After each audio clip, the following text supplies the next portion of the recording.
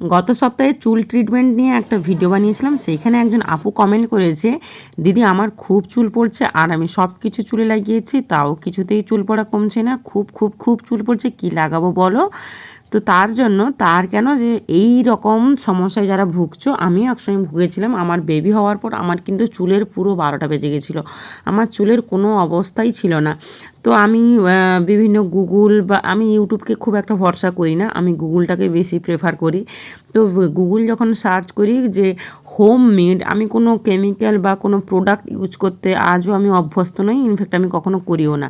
তো যখন হোমমেড রেমেডিগুলো চুল গ্রোথের জন্য যে কি হোম রেমেডিগুলো আমি ইউজ করতে পারি, তখন দেখালো অনেকগুলো, পেঁয়াজ রস, তারপরে অ্যালোভেরার যে জুস, তারপরে গ্রিন টি। তো তোমরা যদি চাও আমি আবার গ্রিন টি নিয়ে ভিডিওটা বানাবো, আগে পেঁয়াজ রসের ভিডিওটা দেখিয়েছিলাম। আর আমার চুলগুলো যেদিনে আমি মাথা মানে শ্যাম্পু করব ভাবি, সেই দিনই 1 ঘন্টা আগে ওই সব জিনিসগুলো যেটা আমি ভেবে রেখি, হয় অ্যালোভেরা বা পেঁয়াজ রস বা গ্রিন টি, যে কোনো যেটা ব্যবহার করব সেটা 1 ঘন্টা আগে ভেবে রাখি। তবে সবসময় সময় হয় না বা সবসময় ইচ্ছেও করে না, যখন তখন ইচ্ছে করি। তবে আমি যেহেতু ওই আপুটা কমেন্ট করে জানতে চেয়েছে, তার জন্য এই ভিডিওটা।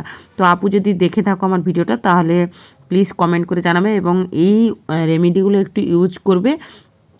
চুল গ্রোথ হবে কিনা জানি না, চুল গ্রোথও তো একটা নির্ভর করে, সব বয়সে তো চুল গ্রোথ হয় না। 30 বা 32 বছর বা 35 বছরের ঊর্ধ্বে আর চুল গ্রোথ হয় না। তবে যেটুকু চুলটা থাকে সেটা কিন্তু মানে হেয়ার ফল হয় না আর কি, বা চুল নষ্ট হয় না। তো আমার চুলগুলো কেমন একটা খ্যারখ্যারে খ্যারখ্যারে হয়ে গেছে, যা মানে কি বলে, যাতে তেল নেই, উস্কো খুস্কো রুক্ষ। তো আমি ভাবলাম যে অ্যালোভেরাকে আগে পেস্ট করে নিই। আর তোমার দেখো পেস্টটা খালি দেখো, পুরো এরকম জল থকথক জলের মতো হয়ে যাবে। তোমরা যদি গ্রাইন্ডারে করতে পারো তো গ্রাইন্ডারে করবে, আমি কিন্তু গ্রাইন্ডারে করিনি, আমি কিন্তু ওই যে আদা রসুন পেঁয়াজ কুড়ানো হয় না, যে হ্যান্ড ব্লেন্ডারগুলো, আমি ওইটাতেই ব্লেন্ড করেছি। আর তবে ওইটা না মাসাজের মতো, ওইটা তো একটা তেল টাইপের হয়ে গেছে, পরিমাণটাও বেড়ে গেছে। তবে এক্ষেত্রে আমি আগে থেকে সাবধান করে রেখে, এতে কিন্তু একটু ঠান্ডা লাগার ভয় থাকে, যেহেতু আমার ঠান্ডার অভ্যেসটা হয়ে গেছে তাই আমার আর লাগে না।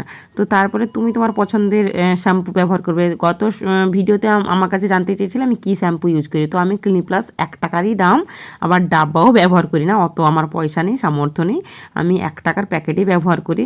আর তোমরা দেখো চুলটা জাস্ট দেখো, এত গ্লেজি এবং স্ট্রেট হয়ে যায়, সত্যি কথা, তোমরা নিজেরাও দেখবে চুল একদম স্ট্রেট, একদম মুড়বে না, ইনফ্যাক্ট কোনো বেন্টও হবে না।